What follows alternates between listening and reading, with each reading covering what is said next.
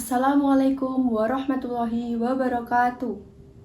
Halo semuanya, perkenalkan nama saya Rahmalia Dwi Lidyastuti, Prodi Pendidikan Bahasa dan Sastra Indonesia, Fakultas Bahasa Seni dan Budaya, Universitas Negeri Yogyakarta. Pada video kali ini, saya akan membahas topik yang sangat penting dalam dunia pendidikan, yaitu metode pembelajaran yang menarik dan efektif bagi siswa. Pada kesempatan kali ini, saya sudah bersama narasumber yang akan memberikan banyak informasi dan wawasan baru mengenai metode pembelajaran yang menarik dan efektif bagi siswa. Sebelumnya, saya akan memperkenalkan narasumber kita. Beliau adalah Ibu Iswatni yang saat ini berprofesi sebagai guru di Pondok Pesantren MBS Yogyakarta. Beliau merupakan lulusan Prodi Pendidikan Bahasa dan Sastra Indonesia di Universitas Ahmad Dahlan pada tahun 2019. Baik, bagaimana kabarnya Ibu? Alhamdulillah baik. Baik, langsung saja kita memulai pembahasan pada topik metode pembelajaran yang menarik dan efektif bagi siswa. Untuk pertanyaan yang pertama, menurut Ibu, seberapa penting metode pembelajaran dalam meningkatkan semangat belajar siswa? Oke, kalau ditanya seberapa penting itu jawabannya pasti sangat penting ya. Karena metode pembelajaran itu sangat berperan besar dalam terlaksananya pendidikan atau pembelajaran. Juga menambah keefektifan pembelajaran tadi. Metode itu salah satu hal yang berperan besar di mana pembelajaran itu bisa mencapai tujuannya sesuai dengan siswanya. Siswa dan guru itu merasa nyaman melaksanakan pembelajaran itu sampai mencapai ke tujuannya, begitu. Baik, setelah membahas pentingnya metode pembelajaran, saya ingin mengetahui pengalaman Ibu selama mengajar. Menurut Ibu, metode pembelajaran seperti apa yang biasanya paling efektif dan paling disukai oleh siswa? Oke, karena tadi saya berbasis pesantren ya mengajarnya. Kebetulan saya mengajarnya di kelas 10 atau kelas 1 SMA. Terus metode yang sering disukai siswa itu adalah metode yang membuat siswa selalu aktif, ikut berperan aktif. Jadi pembelajaran itu tidak hanya satu arah, di mana hanya guru yang menjelaskan tapi siswanya hanya mendengarkan atau mencatat. Tidak, tapi dua-duanya itu berperan aktif supaya menghindari bosan, karena siswa di pondok pesantren itu kegiatannya hampir 24 jam. Jadi gimana caranya di kelas itu merasa nyaman, merasa gembira, harus berperan aktif juga. Misalkan bisa dengan berdiskusi kelompok, atau bisa dengan presentasi, atau bisa dengan praktik.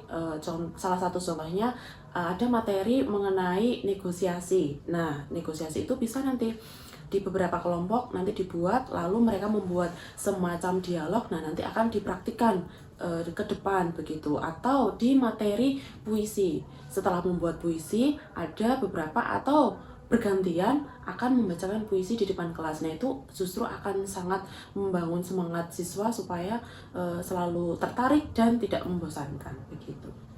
Baik, untuk selanjutnya, agar suasana belajar di kelas itu merasa menyenangkan dan siswa tetap fokus mengikuti pelajaran, strategi apa yang biasanya Ibu gunakan untuk menjaga keaktifan siswa selama pembelajaran berlangsung? Oke, untuk menjaga keaktifan siswa, karena tadi ya sudah saya sampaikan di awal bahwa di pondok itu hampir 24 jam kegiatannya. Nah, terkadang kalau di kelas itu mereka merasa bosan, justru di kelas itu mereka akan asik sendiri atau bahkan bisa sampai tertidur. Itu salah satu problematik di pondok pesantren. Nah, caranya itu tadi berperan aktif. Jadi semua siswa itu memiliki peran dalam pembelajaran itu.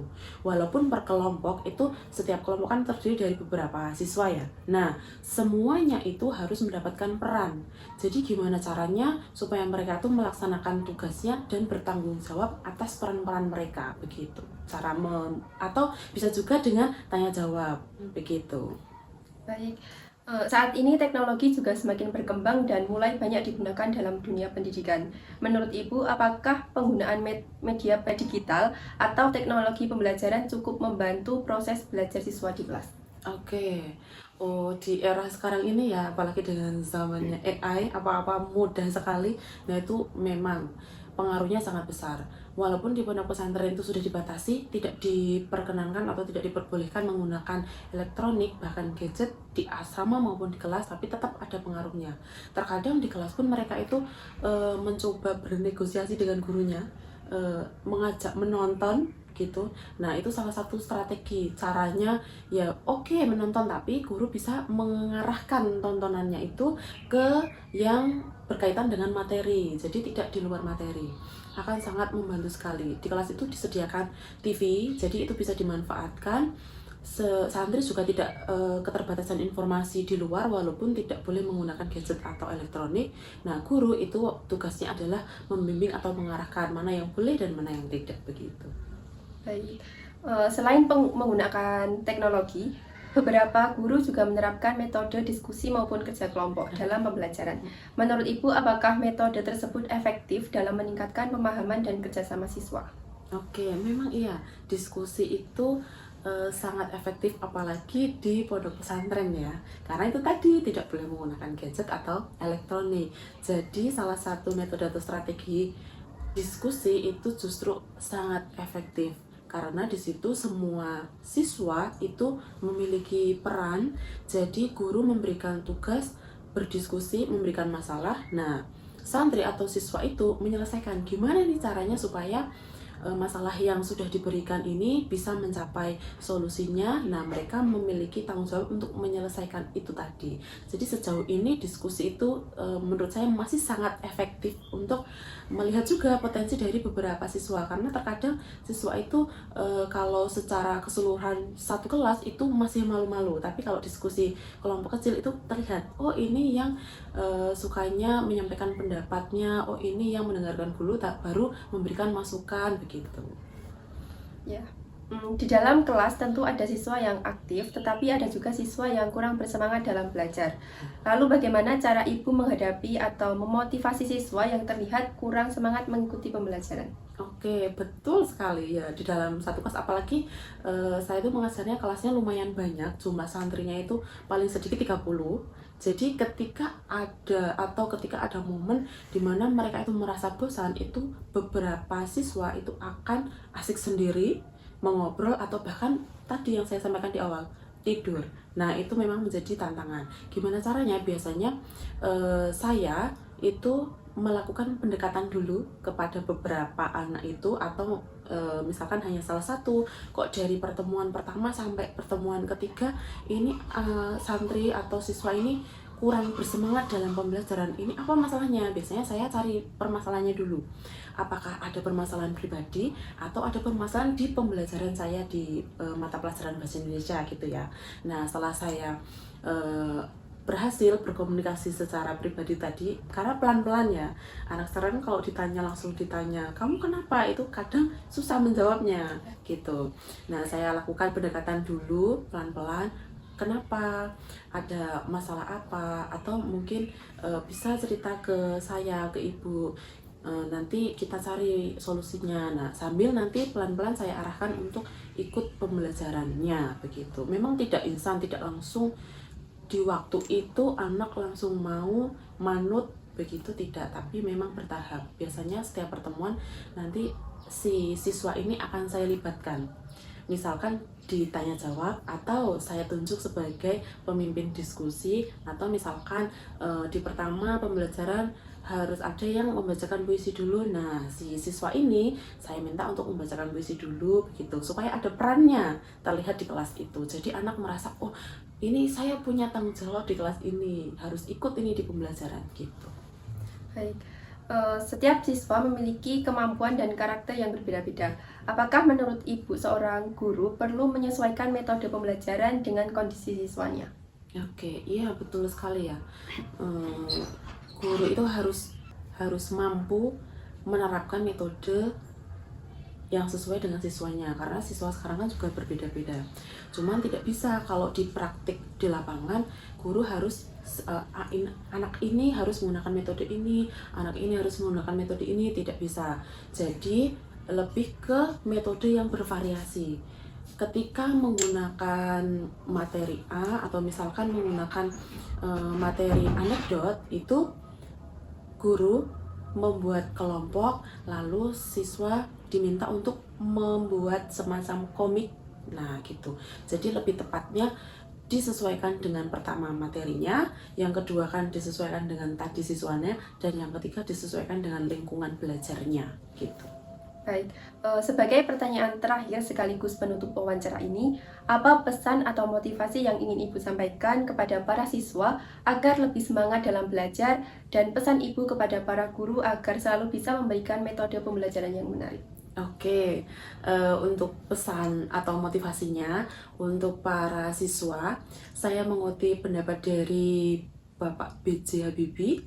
Beliau pernah mengatakan, tanpa cinta, kecerdasan itu berbahaya, dan tanpa kecerdasan, cinta itu tidak cukup. Artinya, seorang siswa itu harus bisa menyeimbangkan antara ilmu pengetahuannya, kecerdasannya, dan juga cinta, antara akhlaknya, juga dengan sesama, kesadaran dengan sesama itu. Lalu untuk yang terakhir, pesan bagi guru hebat kita ya. Untuk pesan untuk guru, saya mengambil pendapat dari Bapak pendidikan kita. Beliau, siapa Bapak pendidikan kita? Ki Hajar Dewantara. Iya. Beliau selalu mengatakan, Ingarso sung tulodo, ing madya mangun karso, tutwuri handayani. Jadi seorang guru itu di depan selalu memberikan teladan atau contoh, di tengah itu selalu memberikan semangat, nah walaupun di belakang tetap memberikan dorongan atau motivasi. Jadi seorang guru itu tidak hanya mengajar di kelas atau menggugurkan kewajibannya datang ke sekolah, lalu mengajar, lalu pulang kembali ke rumah, tapi juga tetap memberikan semangat, memberikan motivasi kepada para siswanya supaya bisa mencapai pendidikan yang diinginkan, begitu. Wah, menarik sekali pesan atau motivasi untuk kita semua. Baik, dari pembahasan yang telah kita lakukan bersama Ibu Iswatmi, dapat disimpulkan bahwa metode pembelajaran yang menarik dan efektif memiliki peran yang sangat penting dalam meningkatkan semangat, keaktifan, dan pemahaman siswa dalam proses pembelajaran. Pemilihan metode pembelajaran yang tepat juga dapat membantu menciptakan suasana belajar yang lebih menyenangkan sehingga siswa menjadi lebih mudah memahami materi yang diberikan oleh guru. Selain itu, guru juga dituntut untuk terus kreatif, inovatif, dan mampu menyesuaikan metode pembelajaran dengan kebutuhan serta perkembangan siswa di era saat ini. Baik, terima kasih banyak kepada Ibu Iswatmi atas ilmu, pengetahuan, dan penjelasan yang telah diberikan kepada kita semua. Semoga pembahasan ini dapat memberikan manfaat dan menambah ilmu bagi kita semua, khususnya dalam dunia pendidikan.